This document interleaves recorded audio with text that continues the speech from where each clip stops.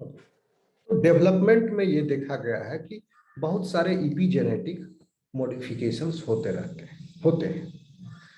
चूंकि gene expression में आपका जो है डीएनए सीक्वेंस जो है डेवलपमेंट जीन एक्सप्रेशन में, 1 सेकेंड मेरे को, let me select it.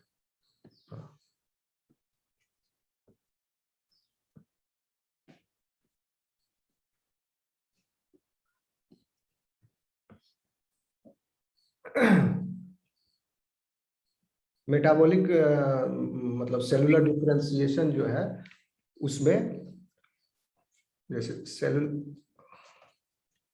Cellular differentiation जब हो रहा है तो कोई डीएनए का सीक्वेंस चेंज नहीं होता एक्सेप्ट फ्यू, यानी स्टेम सेल में जो जीनोम है, जो न्यूक्लियस है, वो डॉटर सेल में भी, डिफरेंशिएटेड सेल में भी सेम न्यूक्लियस है। न्यूक्लियर मटेरियल का लॉस नहीं हुआ एक्सेप्ट फ्यू। आप बता सकते हैं कौन सा है एक्सेप्शन? पढ़ाए हैं डिफरेंशिएशन में पेरेंट सेल और डॉटर सेल के बीच में डीएनए में कंटेंट में देयर इज नो डिफरेंस, फिर भी डिफरेंशिएशन हो रहा है और कुछ जीन एक्सप्रेस हो रहे हैं, कुछ जीन शट हो रहे हैं, कुछ जीन फिर एक्सप्रेस हो रहे हैं। ये सब एपिजेनेटिक, कई सारे इसमें एपिजेनेटिक मॉडिफिकेशंस होते हैं, इथाइलेशन, ओके। और जेनेटिक मॉडिफिकेशन होते हैं, फिर रिमूव होते हैं, इस तरह से इनका चलता है साइकिल। तो उस हिसाब से जीन एक्सप्रेस होते हैं। लेकिन कुछ एग्जाम्पल ऐसा जहां पर आपको, जैसे आप एंटीबॉडी, आप लोगों ने पढ़ा है आईजीजी इम्यूनोग्लोबुलिन जीन का स्ट्रक्चर, ओके। तो वहां पर आप क्या देख रहे थे? Genetic element is getting lost, DNA जो है वहां जीन रीअरेंजमेंट में डीएनए लॉस हो रहा है। तो वहां सिर्फ उस केस में, यही एक्सेप्शन है, उस केस में पेरेंट सेल और डॉटर सेल का डीएनए कंटेंट इज डिफरेंट। तो पेरेंट सेल इज अनडिफरेंशिएटेड। कौन था अनडिफरेंशिएटेड? आपका प्रोजेनाइटर सेल, लिम्फॉइड लिनिएज का प्रोजेनाइटल लिम्फॉइड सेल, ओके। तो इसमें जो डीएनए कंटेंट है दैट इज डिफरेंट, और बी सेल के अंदर जो डीएनए कंटेंट है दैट इज डिफरेंट। सर कौन सा B cell? Mature B cell, जिसमें जीन अरेंजमेंट हो गया, बोन मैरो से जो निकल रहा है और स्प्लीन में एंटर कर रहा है। बोन मैरो से निकलने के पहले जीन अरेंजमेंट हो गया, तो उसमें डीएनए लॉस हुआ जीन अरेंजमेंट में, तो सिर्फ उसको छोड़ के, डिफरेंशिएशन को छोड़ के बाकी सब में सेम है। इतना समझ में आया?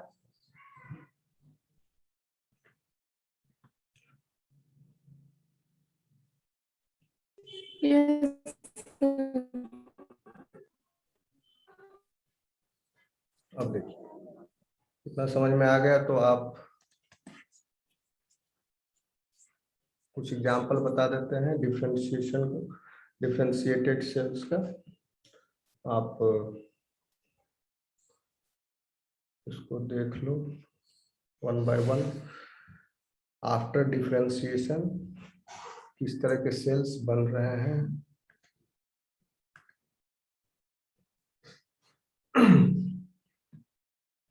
इन योर बॉडीज। पहला एग्जांपल अभी आप डिस्कस कर चुके हैं, कीरेटिनोसाइट।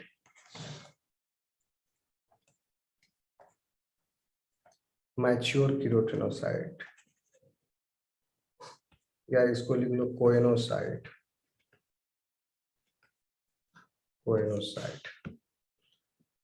इसका अंदर क्या है? डिफरेंशिएशन मार्कर क्या है जो एक्यूमुलेट हो रहा है, जिसकी जो कि फीचर है, इसका कैरेक्टरिस्टिक फीचर डिफरेंशिएट होकर क्या हो रहा है इसमें? केराटिन का एक्यूमुलेशन। ओके। और फंक्शन इसके एक्यूमुलेशन से क्या फंक्शन आ रहा है सेल में, प्रोटेक्शन अगेंस्ट, तो स्किन है आउटर लेयर आपका, तो प्रोटेक्शन चाहिए, protection against abrasion and desiccation. Desiccation मतलब सूख नहीं जाए बॉडी आपका। अगर डेसिकेशन का प्रॉपर्टी नहीं होता केराटिनोसाइट में तो बॉडी के अंदर से वाटर कंटेंट जो है वो इवेपोरेट कर जाता एटमॉस्फेयर में, बॉडी सूखता। लेकिन ये स्किन का जो प्रोटीन केराटिन है ये रोक के रखा हुआ है वाटर को, ये it is impervious to even water vapours. तो एक तो प्रोटेक्शन हो गया और डेसिकेशन, कितना जरूरी है ये केराटिनोसाइट मैच्योर। दूसरा एक देख लो एरिथ्रोसाइट, ठीक है। बताओ इसका क्या है प्रोडक्ट, डिफरेंशिएटेड सेल प्रोडक्ट, जिसकी वजह से ये इरेथ्रोसाइट है। जैसे इसका केराटिन था कोइनोसाइट का, इरेथ्रोसाइट का क्या खासियत है, कौन सा इसमें मॉलिक्यूल होता है, क्या मार्कर है इसका, हीमोग्लोबिन, ये हीमोग्लोबिन आया इसका, और this is involve with transport of oxygen.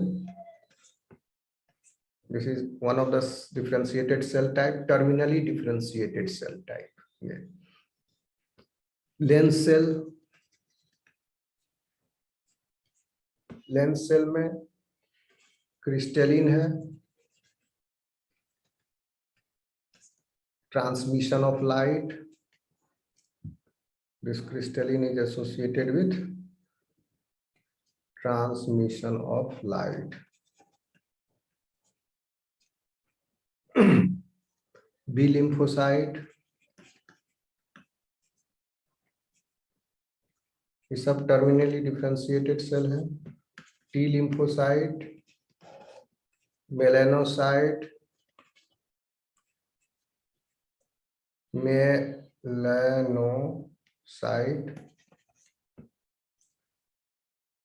Pancreatic islet cell,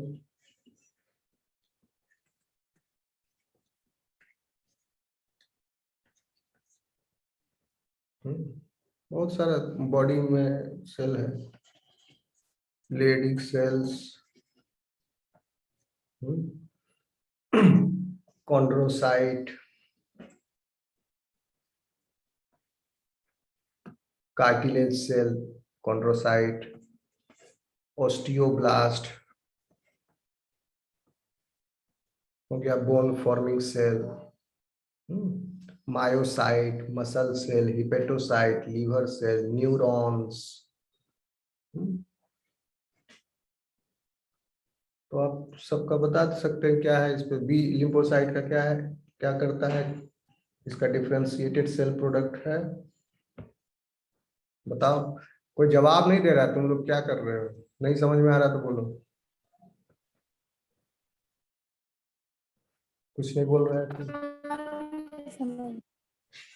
आ रहा है समझ में। ठीक है ना। बी लिम्फोसाइट का डिफरेंशिएटेड सेल प्रोडक्ट इज क्या है, एंटीबॉडी, इम्यूनोग्लोबुलिन्स,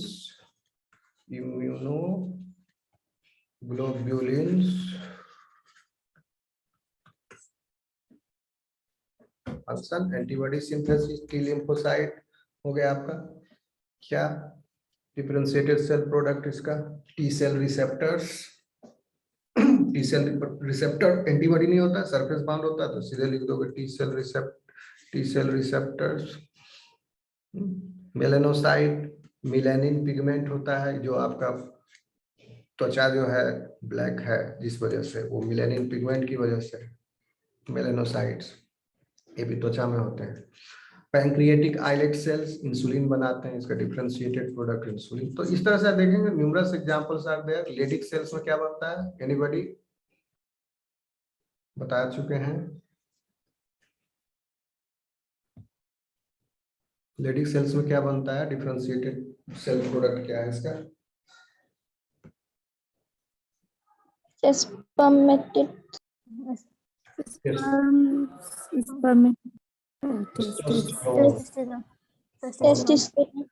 ये हार्मोन बनता है।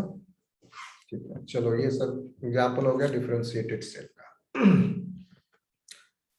तो स्टूडेंट्स होप कि आप नोट बना लोगे। डिफिनेशन मैंने बता दिया। सर केराटिनोसाइट के बारे में बताए थे, ये प्रोटेक्शन अगेंस्ट इसके protection against abrasion. Abrasion, abrasion मतलब क्या होता है? एब्रेजन का स्पेलिंग लिख देता हूँ, ABRASION। एब्रेजन मतलब आपकी त्वचा कहीं पर गिरती है, कहीं कॉलिजन होता है तो छिलता है, छछाता है कि नहीं। अगर त्वचा नहीं होती तो वहां पर, त्वचा मोटी नहीं हो, अगर पतली त्वचा हो तो वहां से निकल जाएगा ब्लड और अंदर के टिश्यू एक्सपोज्ड हो जाएंगे। समझे बात को?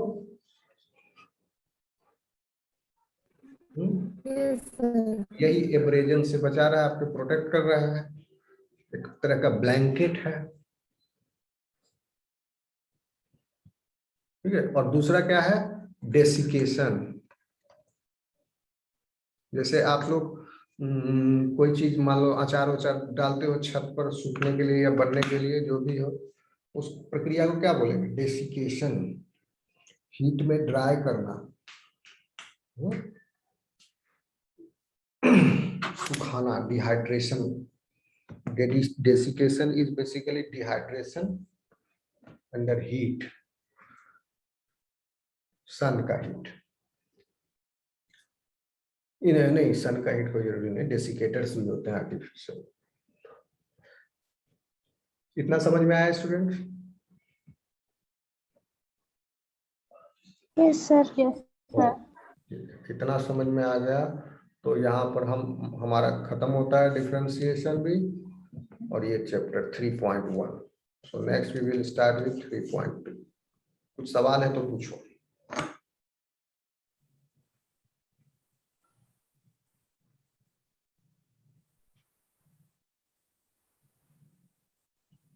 कुछ समझ में नहीं आया?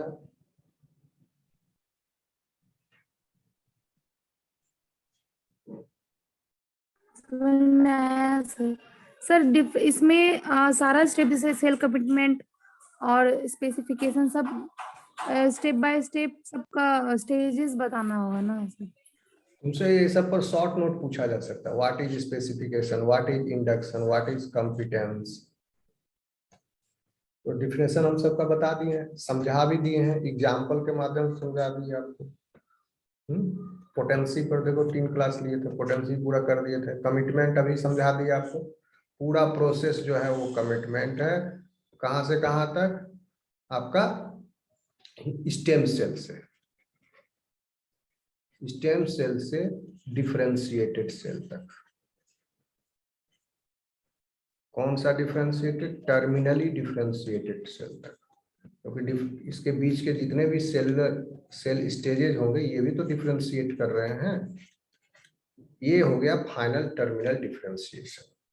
ये पूरी प्रक्रिया स्टेम सेल से लेकर टर्मिनली डिफरेंशिएटेड सेल तक जो बोलते हैं कमिटमेंट।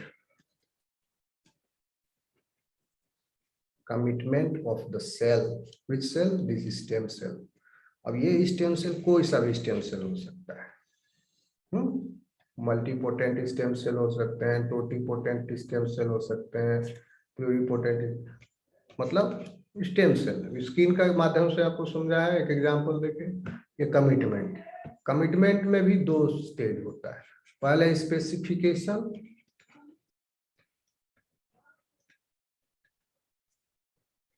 जिसका प्रॉपर्टी है ये रिवर्सिबल होता है, and the next step is determination, this is irreversible.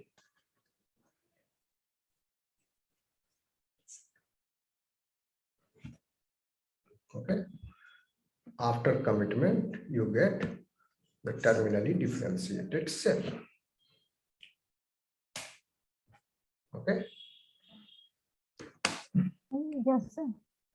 कुछ नहीं समझ में आया तो बोलो, नहीं तो आगे अभी क्लास ब्रेक लेंगे, फिर नेक्स्ट क्लास 3.2। मेरे हिसाब से हम समझा दिए हैं, आप लोगों को पढ़ा दिया।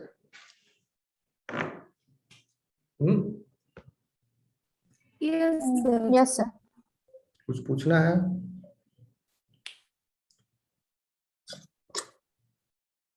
No, sir. सर इसका बना लेंगे ना नोट्स तब सर स्पेसिफिकेशन सर थोड़ा बता दीजिए सर। स्पेसिफिकेशन अभी तो बताया फिर से। थोड़ा स्पेसिफिक सर कंफ्यूजन है सर थोड़ा सा उसमें पूछो, अभी भी। क्या कंफ्यूजन है पूछो, नहीं तो तुम पूछोगे स्पेसिफिकेशन तो पूरा बता दें स्पेसिफिकेशन अभी जितना क्लास में बताया है, या क्या कंफ्यूजन है वो नो पूछो।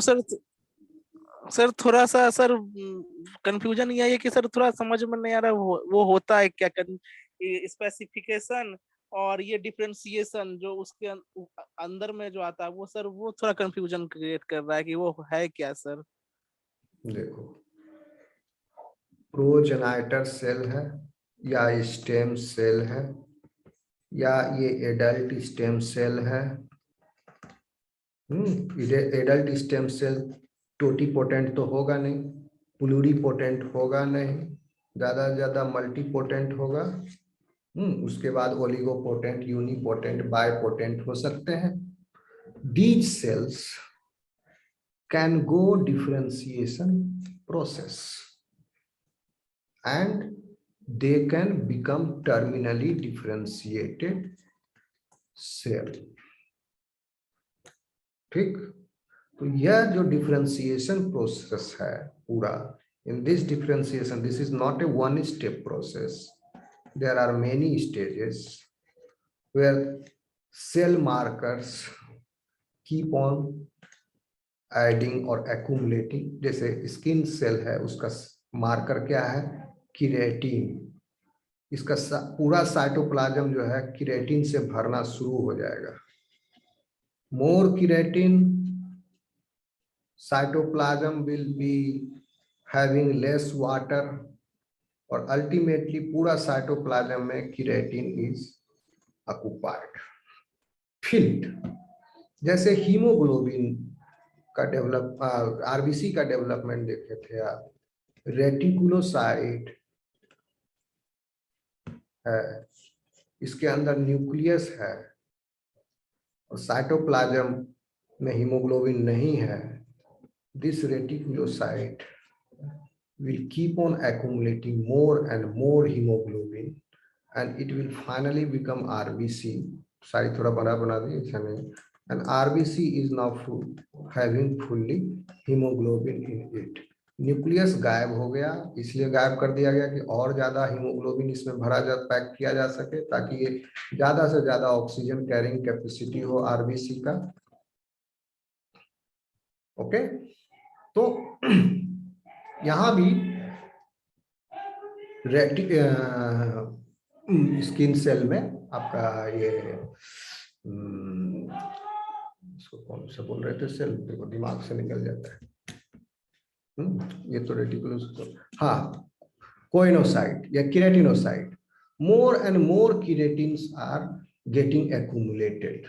जैसे जैसे केराटिन एक्यूमुलेट होते जाएगा सेल जो है डेथ प्रोसीजर की ओर बढ़ते चला जाएगा। इसीलिए यहाँ पर सेल साइकिल स्टॉप हो गया। स्किन का जो एग्जांपल आपको बताया, कब स्टॉप हुआ, जब बेसल स्ट्रेटम बेसल से वो सेल आगे की तरफ बढ़ा, तब स्ट्रेटम बेसल से ऊपर की तरफ स्ट्रेटम आपका स्पाइनोजम, स्ट्रेटम स्पाइनोजम, फिर स्ट्रेटम लुसिडियम, स्ट्रेटम ग्रेनुलोजम, फिर stratum corneum.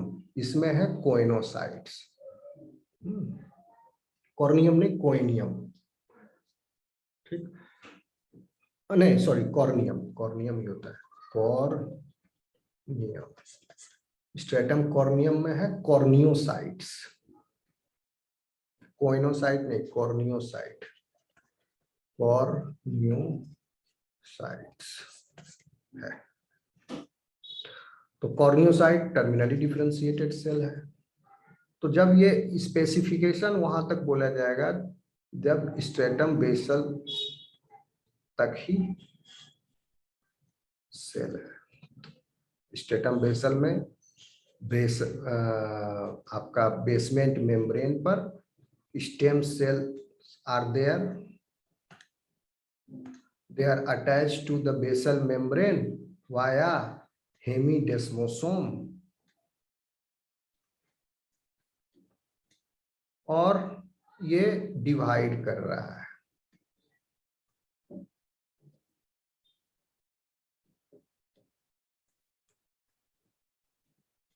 And these cells, these are dividing randomly.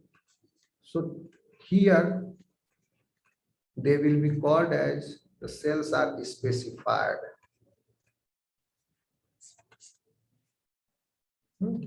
मतलब कि आपका cells have started its initial commitment towards to achieve a terminally differentiated specialized cell for a specialized function.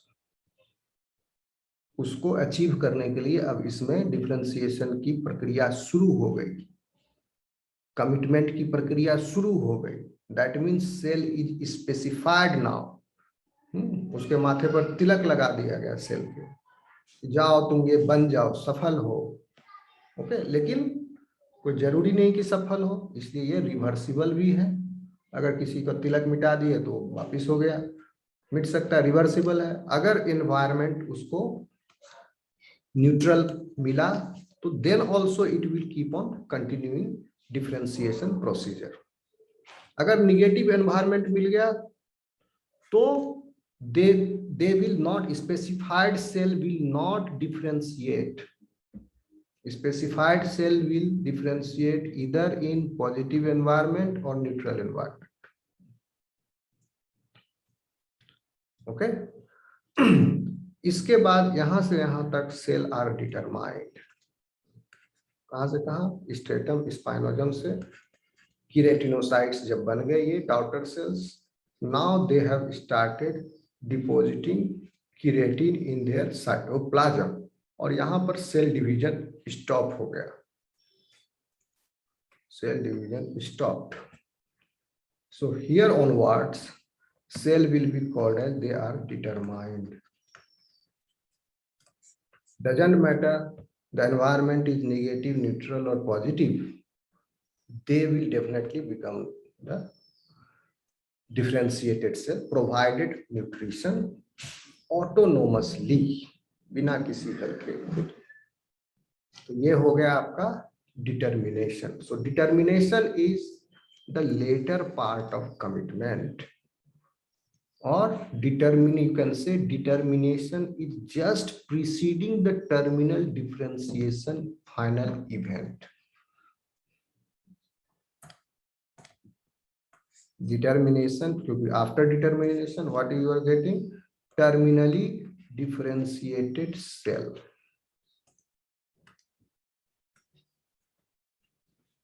When determination is complete, you are getting terminally differentiated cell.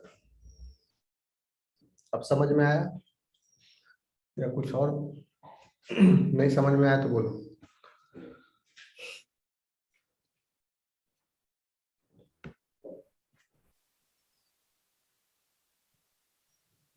Hello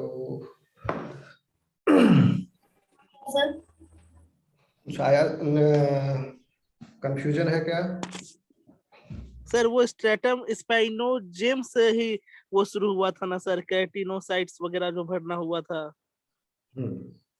keratinocytes जो है तब कहा जा रहा है जब स्ट्रेटम आपका स्पाइनोजम में एंट्री कर गया सेल, तब बेस स्ट्रेटम बेसल में cells are dividing rapidly and this strata is composed of stem cells and rapidly dividing daughter cells from stem cells, and all these cells are specified to become keratinocytes or melanocyte or other cell types of the skin.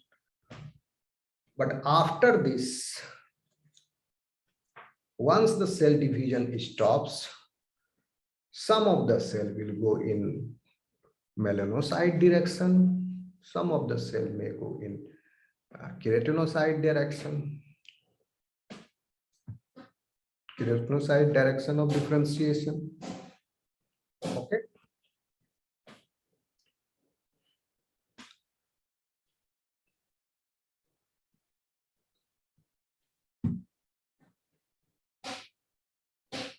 और तारक कुछ सवाल है? Are you satisfied or have I answered your question?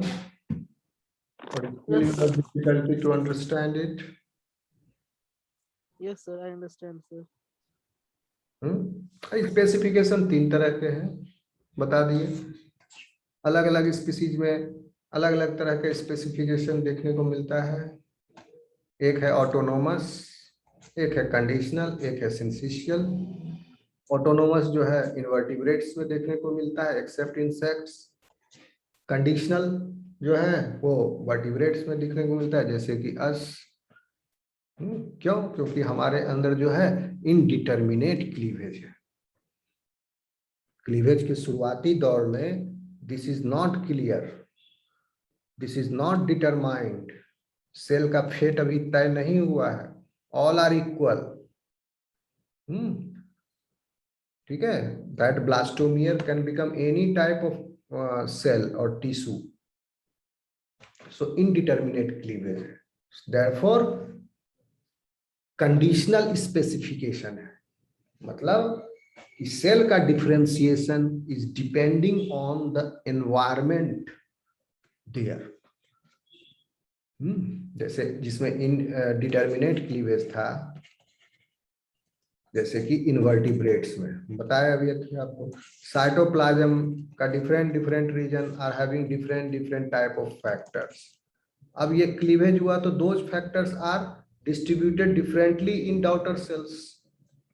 So those daughter cells have determinate fate that will become that part of body, specific part of body that is determined early during the cleavage. So if you remove one of these determined cell from early embryogenesis process, then embryo will not be having that particular type of tissue or organ in their body. After the development, if you remove that cell, so invertebrates में अगर remove कर दोगे तो चला जाएगा। लेकिन vertebrates में like us, early stages of development में it is not determined, indeterminate cleavage है। Any blastomere can become any part of cell or body. Okay, all these blastomeres are 16 cell morula stage तक तो blastomeres are totipotent। उसके बाद pluripotent हो जाता है धीरे धीरे। तो pluripotent में भी जो एम्ब्रायनिक सेल मास है उसमें भी अभी डिटर्मिनेट क्लीवेज स्टार्ट नहीं होता है जब तक गैस्ट्रुला स्टार्ट नहीं हुआ।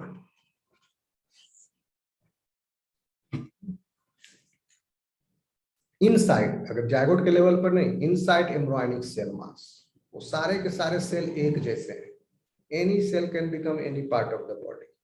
जब गैस्ट्रुला आया तब जाके वहां जर्म लेयर्स का डिफरेंशिएशन स्टार्ट होगा।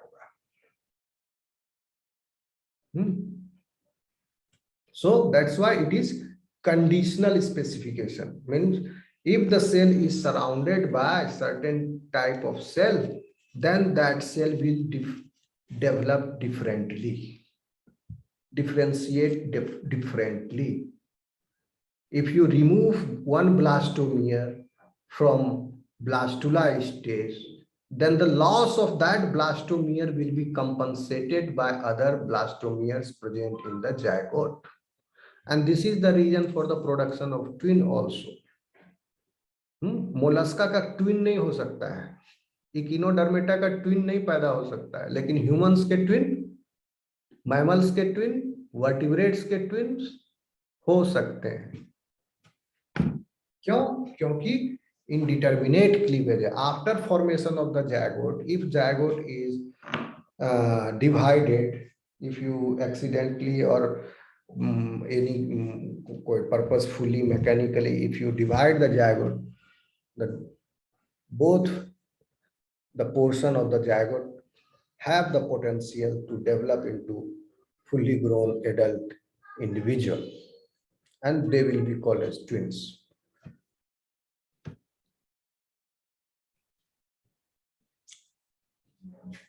ठीक है? Any question? सर सिंसियल स्पेसिफिकेशन नहीं बताएं सर। सिंसिशियल स्पेसिफिकेशन होता है इंसेक्ट्स में।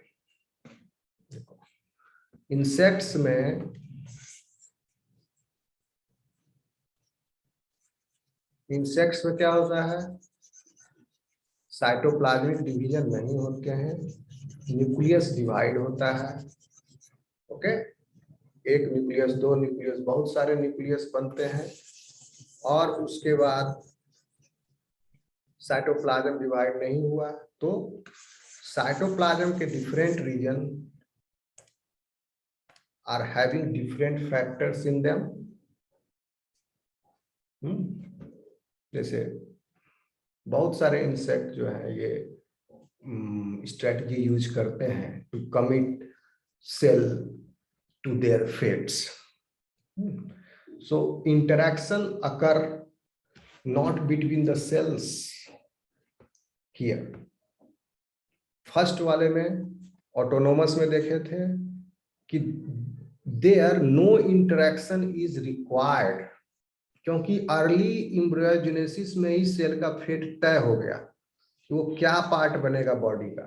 तो अब उसको किसी दूसरे सेल से, किसी दूसरे सेल के किसी फैक्टर की आवश्यकता नहीं है। इट विल बिकम ऑटोनोमस, इसीलिए नाम ऑटोनोमस, स्वतंत्र हो। वो किसमें देख रहे हैं? मोलस्का, आर्थ्रोपोडा, इस सब में। Conditional vertebrates like us. Syncytial, इसमें जो है इंटरेक्शन, कंडीशनल में सेल इंटरेक्शंस जो है it play a major role. जैसे आप पिछले एग्जांपल में देखे थे, ऑप्टिकल वेसिकल जब एक्टोडर्म, सरफेस एक्टोडर्म के नजदीक आ रहा था तभी लेंस का फॉर्मेशन हो रहा है, दोनों सट रहा है तब, एक दूसरे के कांटेक्ट में आ रहा है तब। यानी इससे फैक्टर निकल के बताए थे, एक फैक्टर BMP4, और इसमें क्या था? रेस्पोंडर में होना चाहिए था POX6, याद होगा आपको, SOX2, SOX3 और LAMAF। ये 4 तरह के प्रोटीन एक्सप्रेस में, ये तीनों ट्रांसक्रिप्शन फैक्टर है और ये प्रोटीन है। ये एक्सप्रेस होगा तब जाकर के ये एक्टोडर्म जो है लेंस में तब्दील हो जाएगा, सरफेस एक्टोडर्म। अब देखिए यहाँ पर डिपेंडेंट है कि नहीं है? Is this autonomous type of development? Is this autonomous specification? No, this is not autonomous, because lens development is dependent upon the factor released from the optical vesicle, which is inducer. This anterior surface ectoderm is not autonomous. It is not becoming lens on its own. It is taking the help of optical vesicle, and in turn it is also helping optical vesicle to develop into optical cup. So this type of specification is, क्या कर रहे हैं इसको? Conditional. एक conditional है, condition है, यानी इसको BMP4 मिलेगा तभी ये लेंस के रूप में डेवलप होगा। ऑप्टिकल वेसिकल नजदीक आएगा एंटीरियर सरफेस एक्टोडर्म में, तभी उसमें लेंस का फॉर्मेशन होगा, अदरवाइज नहीं होगा। इसलिए कंडीशनल है। ये वर्टिब्रेट में देखा जाता है कंडीशनल। ये आई डेवलपमेंट वर्टिब्रेट का ही आपको बताया था ना लास्ट क्लास में। वर्टिब्रेट का, इनवर्टिब्रेट का नहीं बताया था। वर्टिब्रेट एक जिनोपस है, रैट और माउस का। तो जिनोपस एम्फीबिया हो गया, अगेन वर्टिब्रेट, रैट, माई ये वर्टिब्रेट मैमल हो गए। लेकिन इनवर्टिब्रेट्स में चूंकि इनडिटर्मिनेट क्लीवेज है, इसलिए डिटर्मिनेट क्लीवेज होता है, इसलिए एम्ब्रियोजेनेसिस के स्टार्ट में ही जायगोट जब बना, जायगोट बनने से भी पहले इवन एग में ही different part of the cytoplasm are having different factors accumulated there. So after fertilization, if the cleavage occurs, so these factors are distributed unevenly in daughter cells. लेकिन insect में क्या होता है, साइटोप्लाज्मिक डिवीजन नहीं start होकर के तो factors are accumulated in different regions of cytoplasm and the nucleus divides many times, so it becomes syncytial. Same cytoplasm is having different number of nucleus. They can have many nuclei. So this type of specification is syncytial. So इसकी वजह से बहुत सारे nuclei हो जाते हैं large एक cell में, और साइटोप्लाज्म के अंदर बहुत सारे न्यूक्लियाई हैं, मेनी न्यूक्लियाई. इस कंडीशन को बोलते हैं syncytium. That's why the name is syncytial specification. इसको बोलते हैं सिंसीशियम.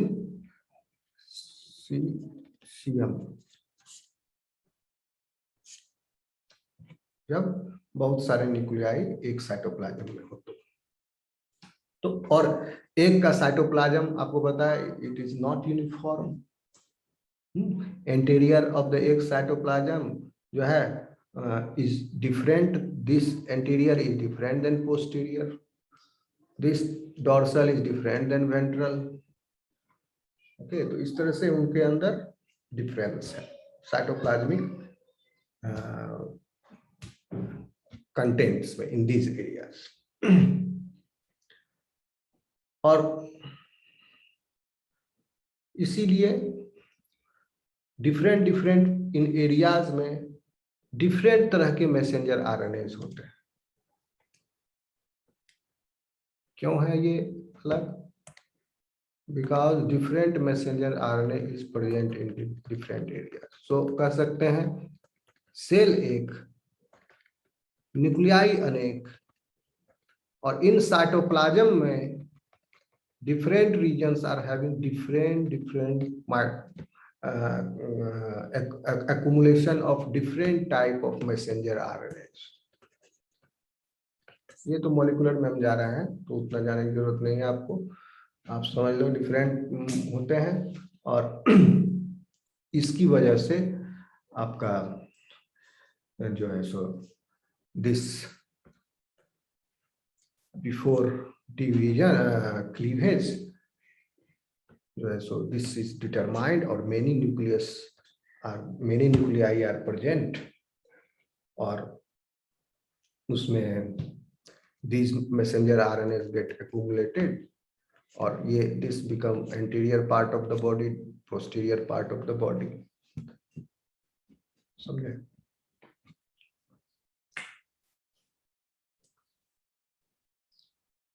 Any questions?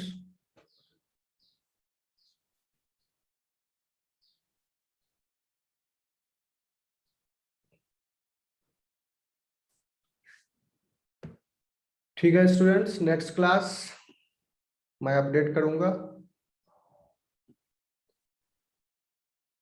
Sir attendance Okay. Okay.